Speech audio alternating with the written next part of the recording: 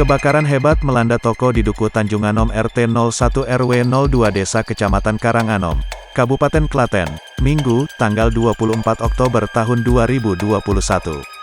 Api membakar seluruh toko grosir Galgil, milik Lilik Anwar Udin 37 tahun.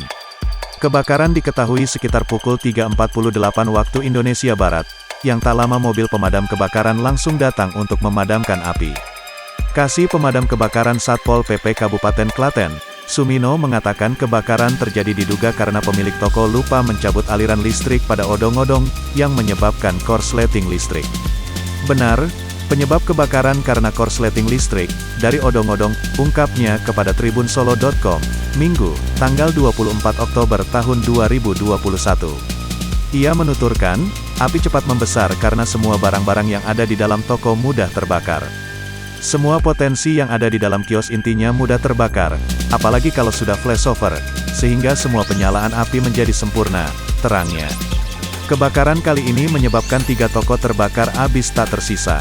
Beruntungnya, tidak ada korban jiwa dalam peristiwa kali ini.